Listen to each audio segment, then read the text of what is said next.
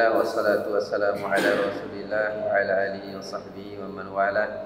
Asyhadu an la ilaha illallah wahdahu la syarika lah wa asyhadu anna Muhammadan abduhu wa rasuluh. Qala ta'ala ya ayyuhalladzina amanu taqullaha haqqa tuqatih wa la tamutunna illa wa antum muslimun.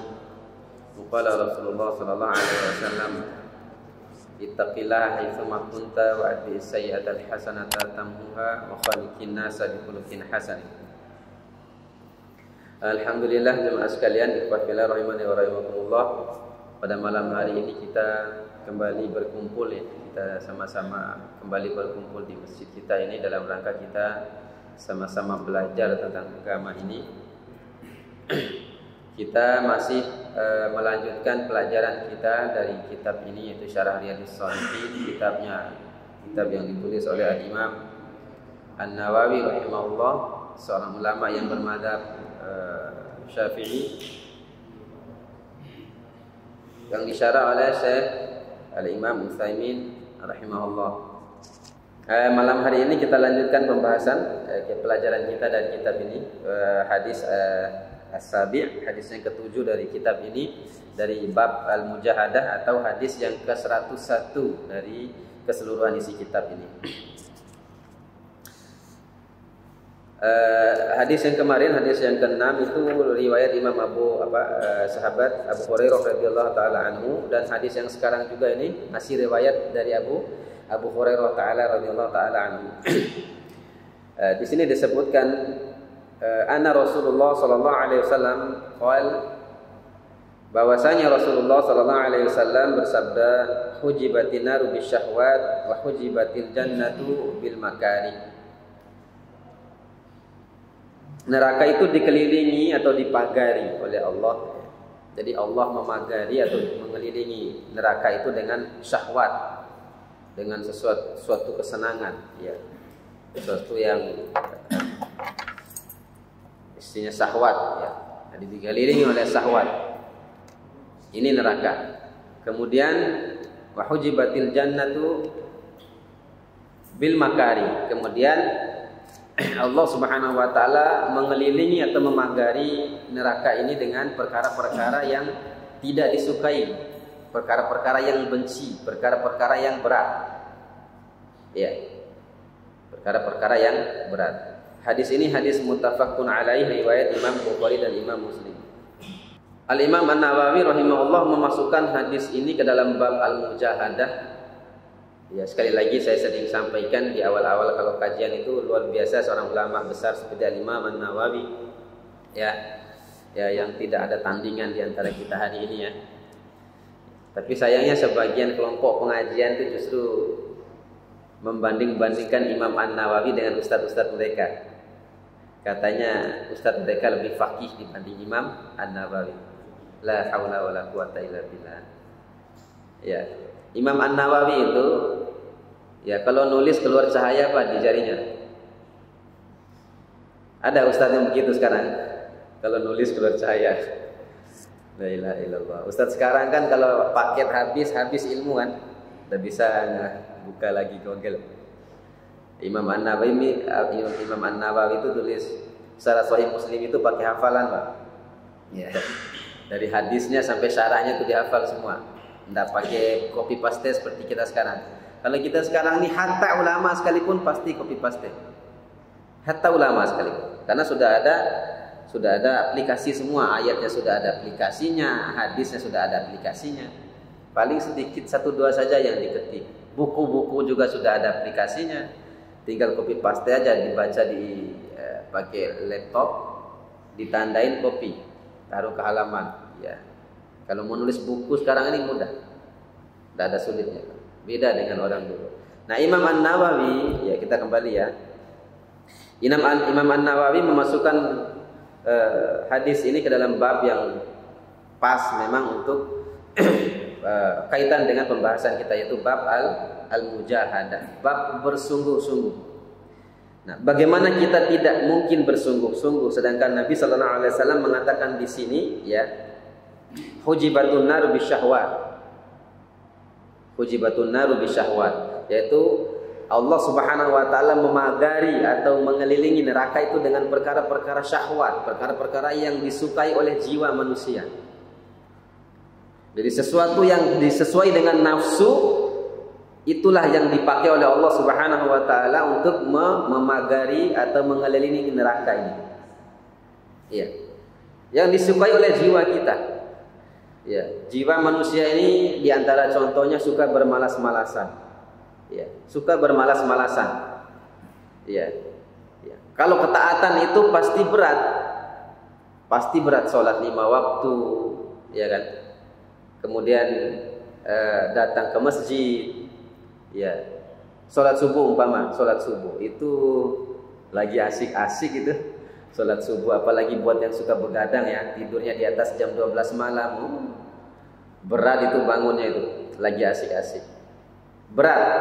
Ya. Makanya Allah memagari itu. Jadi neraka ini dipagari dengan perkara-perkara yang disukai oleh jiwa.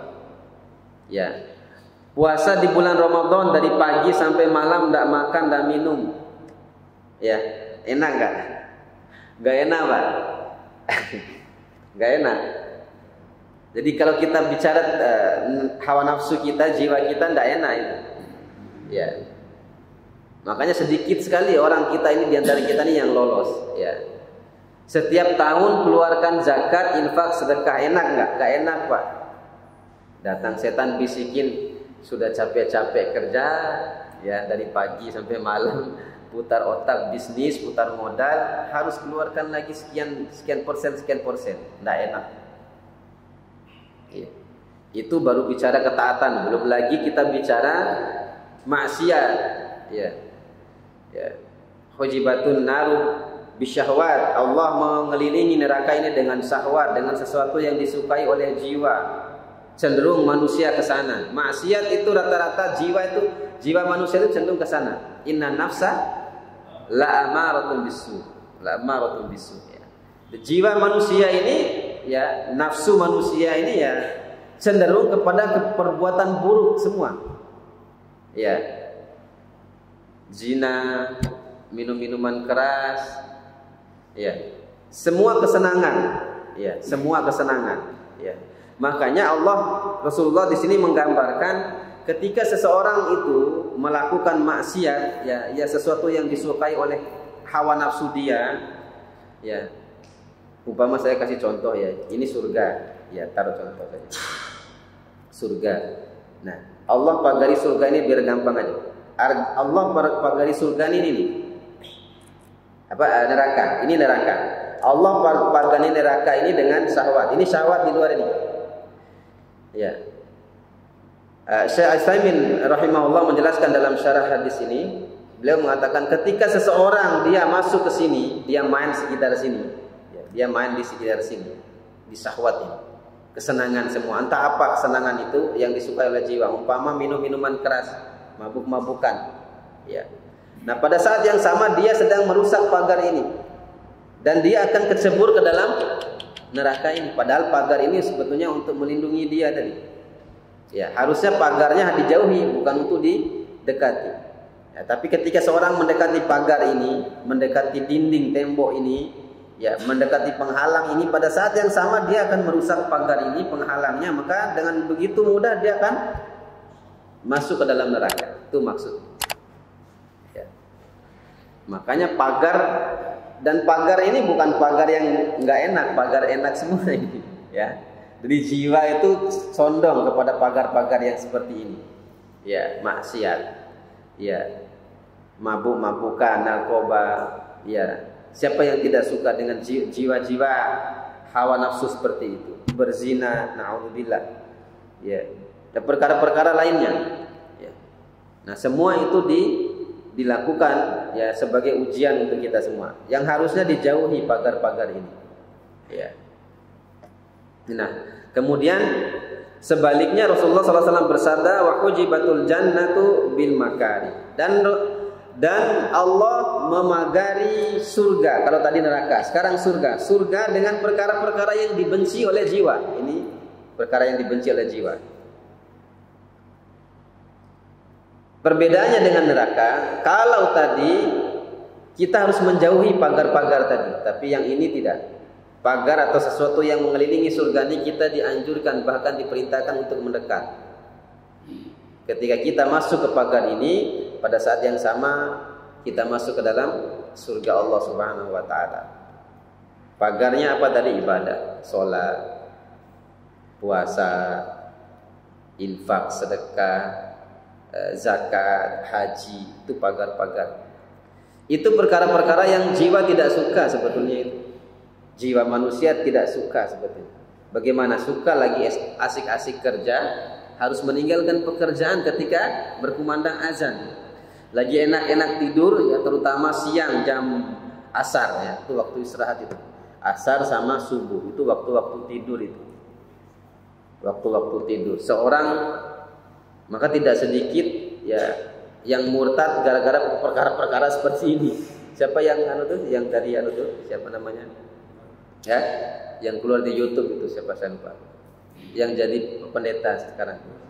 Ya, Sarifuddin, aja ke Sarifuddin wali saya kombi barang arah Sarifuddin atau take. Sarifuddin itu. Iya. Sarifuddin ya. Di videonya tuh dia bilang begitu. Ya. Repot agama Islam katanya, Allah Akbar. Subuh-subuh harus bangun kan.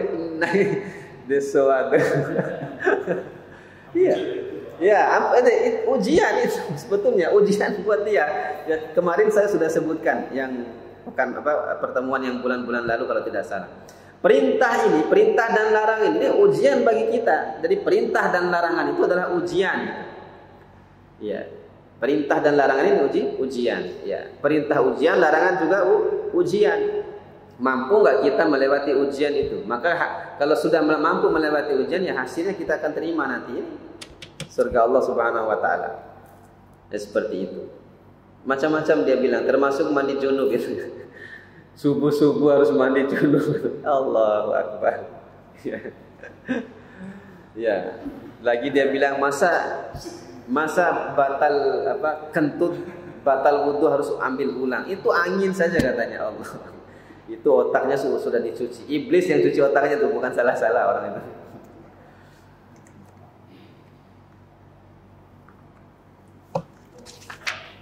Di antara puncak ibadah yang paling sulit bagi manusia adalah al-jihadu fi sabilillah. Rasul amril Islam wa amuduhu shalah wa dirwatus sanamihil jihad. Puncaknya. Pokok segala perkara Islam, syahadat. Wa amuduhu shalah, tiang-tiangnya adalah salat. Wa dirwatus sanamihil jihad. Dan atapnya dari agama ini adalah jihad. Dan ini yang paling berat. Tidak ada ibadah yang paling berat. Karena jihad ini butuh jiwa. Mengorbankan jiwa manusia. Kalau sholat butuh pengorbanan jiwa enggak? Enggak. Bahkan harta enggak butuh kalau sholat itu. Paling waktu saja yang diminta, sebentar 5 menit selesai. Begitu juga haji umpama. Kalau haji dua-duanya, ya ibadah maliyah dan ibadah badaniyah. Ya, tapi tidak ada jiwa yang dikorbankan di situ. Begitu juga infak sedekah, hanya ibadah maliyah saja, harta yang dikeluarkan. Tapi jihad kedua-duanya diminta, baik harta maupun jiwa. Kalau harta masih gampang, masih bisa kan, masih bisa dicari kalau harta ya. Tapi kalau jiwa bisa nggak dicari? Bisa dibeli lagi nggak? Nggak bisa. Ya, makanya berat. Makanya di dalam surat Al-Baqarah Allah Subhanahu wa taala berfirman, "Kutiba 'alaikumul qitalu wa huwa kurhul lakum." Ya, diwajibkan atas kalian berperang padahal kalian membenci perang itu. Ujian besar perang, jihad. Ya. Wa asa an takrahu syai'an wa huwa khairul lakum. Padahal kata Allah bisa jadi dalam perkara yang kalian tidak suka, termasuk tadi perang jihad tadi itu lebih baik bagi kalian. Ya, wa asa an tuhibbu syai'an wa huwa syarrul lakum. Dan bisa jadi perkara yang kamu suka, ya dalam hal ini meninggalkan jihad atau perkara meninggalkan ibadah kamu suka, dan atau perkara-perkara maksiat, huwa syarrul lakum, itu buruk bagi kamu. Allahu ya'lamu wa antum la ta'lamun. Allah tahu tapi kamu tidak tahu, tidak paham. Kita ini tidak tahu. Jadi di balik perintah semua, termasuk dalam ayat ini perintah jihad, itu adalah ada kebaikan. Ya. Makanya sekarang ini sudah, kalau pengajian-pengajian itu sudah jarang-jarang sekali yang bicara jihad ya. Bahkan yang ada pengajian hari ini orang berjihad dikatakan teroris ya. Hari ini begitu terbalik. Karena apa? Dasarnya memang mereka tidak suka, kuriha, benci, Pak. Ya, jadi faktanya dibalik. Ya, kemakan juga sama isu-isu daripada orang-orang luar Islam. Ya, orang-orang yang justru memusuhi Islam, ingin memadamkan cahaya Islam. Ya, tidak disukai jiwa jihad ini. Ya.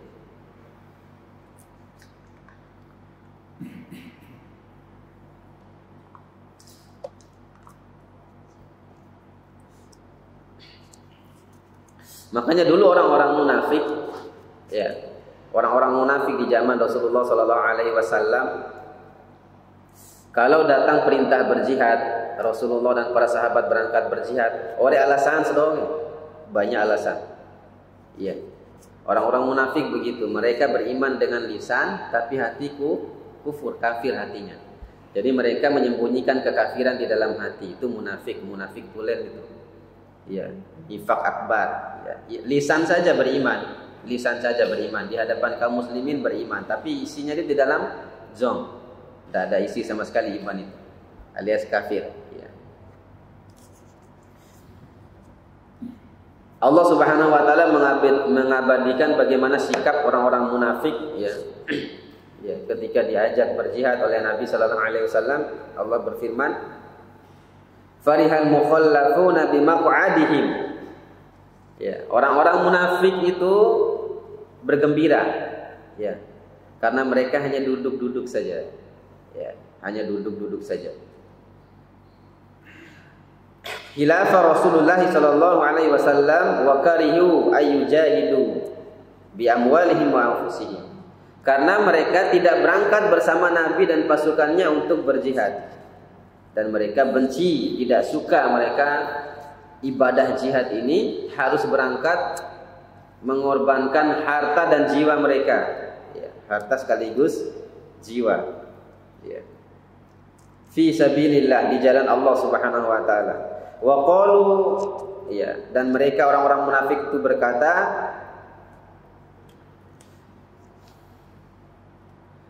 la tanfiru fil harri. Jangan kalian berangkat, ini musim panas ini. Lagi musim panas, tidak usah berangkat. Karena dulu jihad itu ya, tidak seperti sekarang. Kalau jihad ini tembak-tembakan dari jauh ya. Dari sini tembak jarak jauh. Kalau jihad zaman dulu itu jalan berhari-hari, Pak. Ya, berhari-hari, wah, jemaah sekalian. Di hari-hari panas terik itu berhari-hari harus jalan, ya. Ya, baik dalam menyerang ke tempat musuh atau menuju tempat perjanjian di mana harus bertemu dengan musuh. Itu jalannya berhari-hari, bahkan berbulan-bulan. Itu jalannya bukan di hutan yang rindang yang penuh buah-buahan ya, bukan. Tapi jalannya itu di tengah padang yang tandus, tidak ada apa-apa. Ya, maka dulu tuh termasuk harta yang dibawa itu adalah yang paling biasa dibawa berangkat berjihad adalah unta banyak. Nah, unta ini fungsinya bukan hanya untuk kendaraan, ya, kendaraan tempat naik untuk angkut senjata, enggak. Nanti unta-unta ini nanti juga disembelih nanti untuk bahan makanan. Begitu dulu itu, ya, begitu dulu. Nah, orang munafik tidak suka, ini panas, ini ngapain berangkat berjihad ya. Tapi Allah bantah mereka ini. Ya, qul, katakanlah wahai Muhammad, ya, jahannam asyaddu harran. Ya, katakan kepada mereka wahai Muhammad, neraka jahanam itu lebih panas dibandingkan panas terik. Ya, tadi sesuai dengan hadis tadi. Ya, jadi hujibatun nar ya bisyahwat. Ya, Allah Subhanahu wa taala memagari atau mengelilingi neraka ini dengan perkara-perkara yang disukai oleh jiwa. Jiwa condong kepada perkara-perkara seperti itu. Ini di antara hadis yang ke-7. Di sini juga Syekh Utsaimin rahimahullah sedikit menambahkan beberapa hadis juga yang untuk menjelaskan tentang kaitan hadis yang sama, yaitu di antaranya ada hadis tentang sab'atun yudhilluhumullahu fi dhillihi yauma la dhilla illa dhilluh. Ya, yaitu pada hari itu pada hari tidak ada naungan lagi selain naungan Allah di akhirat nanti. Ada 7 golongan yang Allah Subhanahu wa taala lindungi mereka, kasih pelindung mereka. Di mana hari itu panas terik itu didekatkan dengan kepala. Matahari itu dekat sekali dengan posisinya dengan kepala kita. Tapi di situ ada 7 golongan. Nah, di antara 7 golongan ini mereka kenapa bisa mendapatkan ini? Karena mereka ketika di dunia ini mereka tadi kaitannya dengan tadi mereka menjaga syahwat mereka. Menjaga syahwat mereka. Di antara yang pertama adalah imamun adil. Imam yang adil. Kata Syekh Utsaimin, kenapa dalam hadis ini disebutkan yang pertama kali adalah imam yang adil nanti yang akan mendapat naungan? Karena tidak mudah menjadi imam yang adil. Salah satu syarat yang paling berat imam yang adil ini adalah dia harus menjalankan syariat Islam. Dulu kita sebutkan ya di awal ya, bab niat itu Syekh Utsaimin mengatakan ya, bukan termasuk imam yang adil sekalipun dia pemimpin yang adil, tidak disebut pemimpin atau imam yang adil, kata Syekh Utsaimin, sekalipun dia mengembalikan hak itu kepada tempatnya. Ya, mengembalikan hak itu kepada tempatnya. Umpama ada 2 orang yang berselisih. Ya. Nah, pemimpinnya, imamnya atau hakimnya dia mengembalikan hak orang-orang itu benar, tepat. Tapi kalau dia ketuk palunya bukan dengan syariat Allah, kata Syekh Utsaimin, laisa bi'adil, itu tidak adil namanya. Karena keadilan itu hanya terdapat pada syariat Islam, kata Syekh Utsaimin rahimahullah. Maka imam yang adil salah satu kenapa dia disebutkan pertama karena berat, harus dia bersyariat dengan syariat Islam. Coba hari ini sepakat nggak orang mau syariat Islam ini? Tidak, Pak. Maka imam biasanya akan mengikuti hawa nafsunya. Dia akan meninggalkan syariat Islam demi mempertahankan kekuasaannya. Makanya tidak gampang ini. Posisi pertama dia imamun adil, seorang pemimpin yang adil, yang nanti dapat naungan. Ya. Yang nanti dapat. Akhirnya apa? Berhukum dengan hawa nafsu saja. Ya bebernya itu rakyat ni mapentisia dan tetap di pemimpin. Ya, kalau dia mau syariat Islam sudah dia justru dilengserkan, bahkan nanti mungkin dia di penjara dan dibunuh. Ya, makanya dia posisi pertama kata Syekh Utsaimin. Ya, begitu. Yang kedua adalah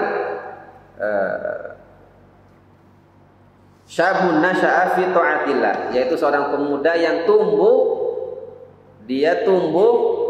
dalam keadaan taat kepada Allah Subhanahu wa taala. Pemuda yang tumbuh. Ini juga berat karena jiwa pemuda itu ya darah muda kata Oma Irama itu. Darah muda darahnya para remaja ya. Orang hobi Oma ada anaknya. Mantan fansnya Oma Irama. Sulit, Pak. Makanya kalau kita lihat masjid ya rata-rata dong tua-tua aja kita kabupaten. Kalau tua bokong dia ini mati kalau nama sembilan. Ya. Tidak ada, Pak. Syukur kita yang tinggal di kota ini. Orang mojo akhirnya kita anak-anak muda dong main sembilan. Lama di kabupaten kayak ini. Perlu donai atau lunai umunan, mas sembilan. Bawa tua-tua dulu. Tidak ada. Anak-anak muda di mana? Pada maksiat ngumpul-ngumpul. Ya. Karena memang jiwa muda ini jiwa seperti itu. Ya. Condong kepada perkara-perkara maksiat. Apalagi zamannya kita sekarang ini. Ya, zaman kita sekarang ini. Justru sekarang, Pak. Ya, sekarang ini. Ya. Narkoba nodore itu lebih gencar pun di kabupaten ketimbang kota. Ya, kalau kota ini paling bandarnya saja. Tapi pemakainya tak ada kan. Ya. Termasuk kenakalan Pak Fana segala macam. Ya, hilang kendaraan motor ini bukan orang sini, di luar sana. Untuk apa? Ya untuk begitu maksiat lagi. Seperti itu. Jiwa muda itu. Makanya di dalam syariat ini kalau ada anak muda, orang dia masih muda di sini kata Syekh Utsaimin tidak bukan berarti belum nikah tidak. Syarat orang sudah nikah pun masih dikatakan muda, tapi dia umurnya itu 40 ke bawah. Itu masih dikatakan muda. Ya.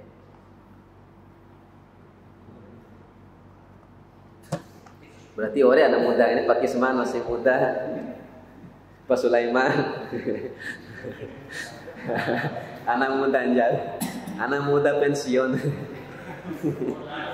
Pensiun. Pala alhamdulillah, ini orang-orang tua ini perlu antum juga tahu. Istiqomah nih beliau-beliau ini. Sudah lama ini. Kita masih umur 2 tahun, 3 tahun dulu ya.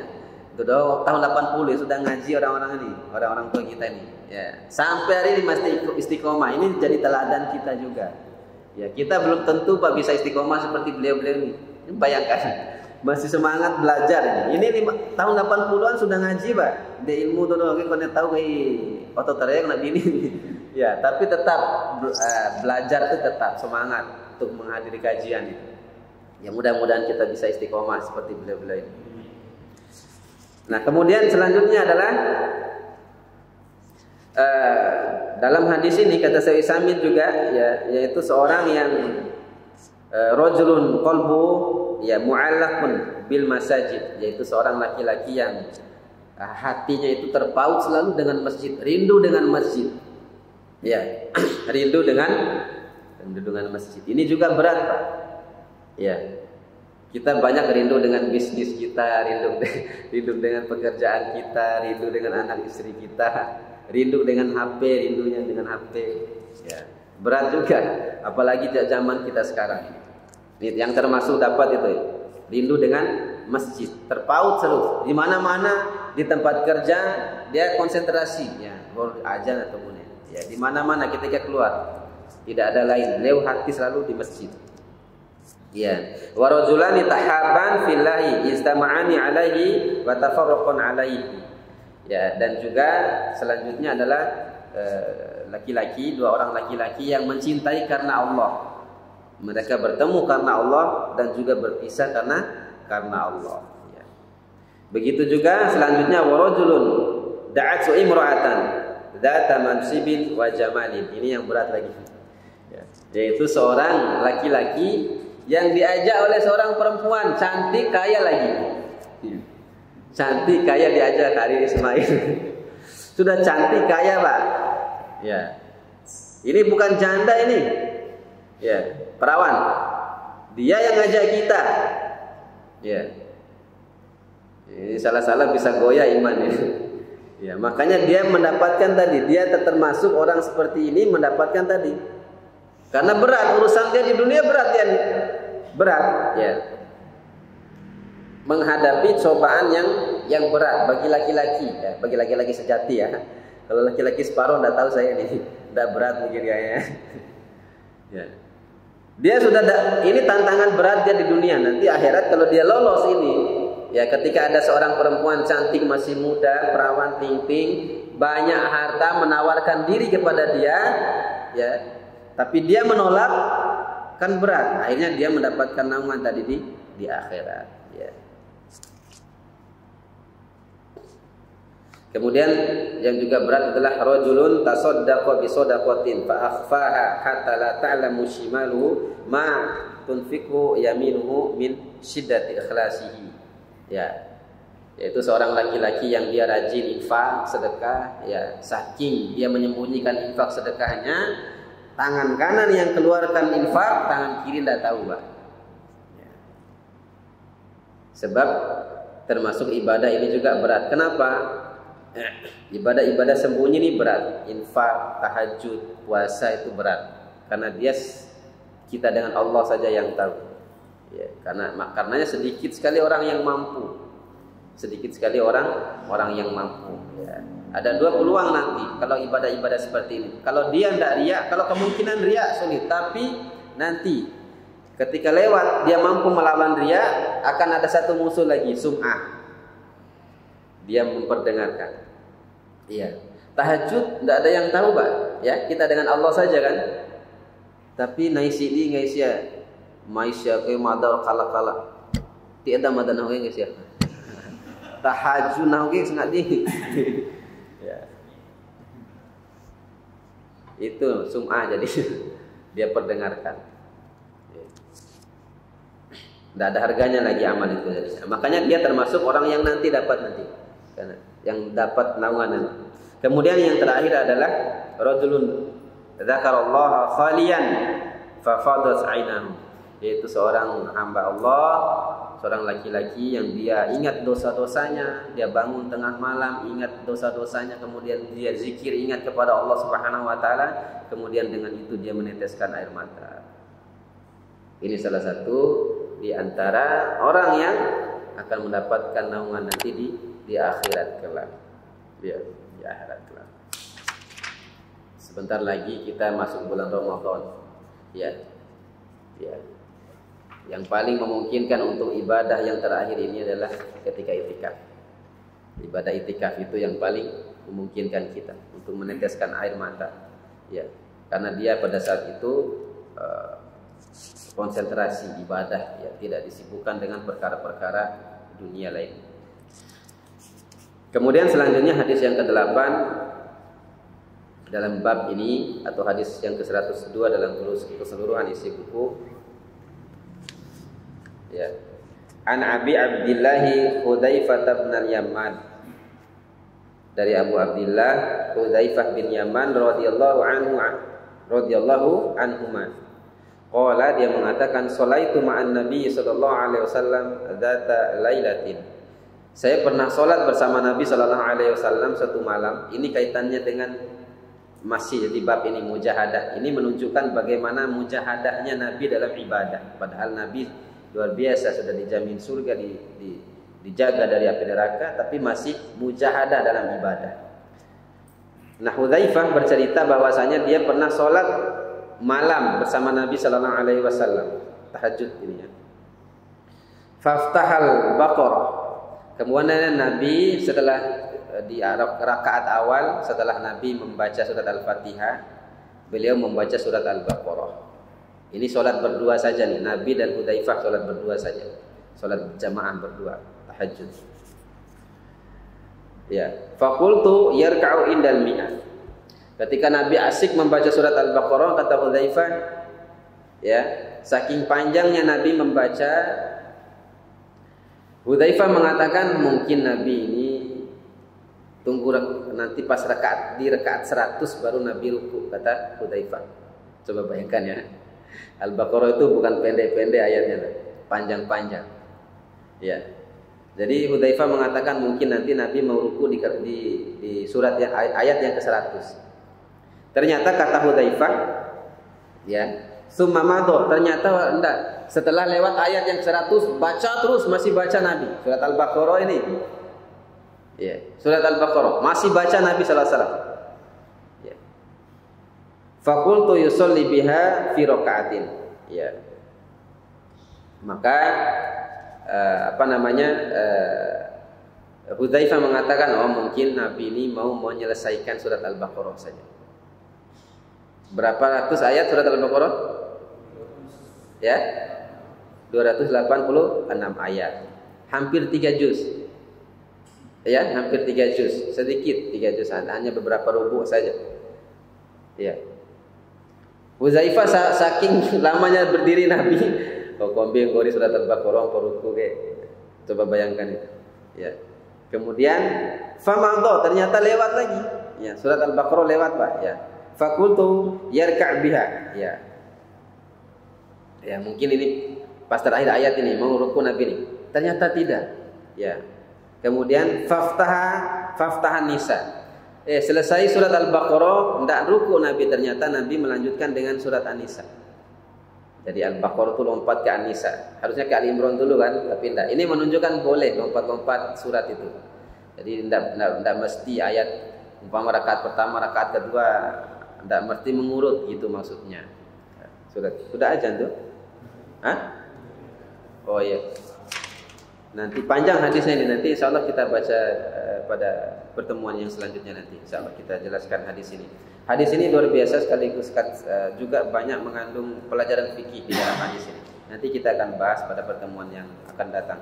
Demikian kita bisa sampaikan. Ada salah-salah kata saya mohon maaf. Aku qouli hadza astaghfirullah li wa lakum. Subhanakallahumma wa bihamdika asyhadu an la ilaha illa anta astaghfiruka wa atubu ilaik. Wassalamualaikum warahmatullahi wabarakatuh.